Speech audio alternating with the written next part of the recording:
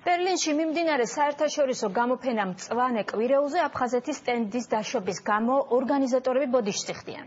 ისინი დღეს საქართველოს სტენდს ეწვივნენ და კუთხე სოფლის მეურნეობის მინისტრთან ოთარ დანელიასთან, ელჩ ლადო ჭანტურიასთან და სოფლის მეურნეობის მინისტრის მოადგილესთან ერთად დაათვალიერეს. გამოფენის ორგანიზატორებმა შექმნილი უხერხულობის გამო ქართულ ხალხს მოუბოდიშეს.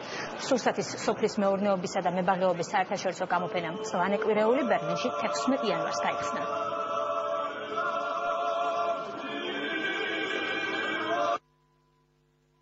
ხელმძღვანელმა ბოდიში მოუხადა საქართველოს, ქართულ ხალხს და ხაზი გაუსვა იმას, რომ აფხაზეთი არის საქართველოს განუყოფელი ნაწილი.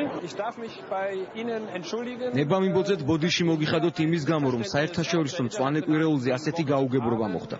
ჩვენ როგორც ნეიტრალურმა პლატფორმამ აფხაზეთის რეგიონს ტედი დაუთმეთ და ვიხელმძღვანელეთ იმ პრინციპით, რომ ყველა რეგიონს მივცეთ პრეზენტაციის საშუალება. ჩვენ უკვე ვესაუბრეთ სოფლის მეურნეობის მინისტრსა და საქართველოს ელჩს და გავათვითცნობიერეთ, რომ სკანდალი გამოვიწვიეთ. ის აჟიოტაჟი, რომელიც ჩვენი მიზეზით ატყდა, მომავალში ჩვენივე ძალისხმევით გამოსწორდება.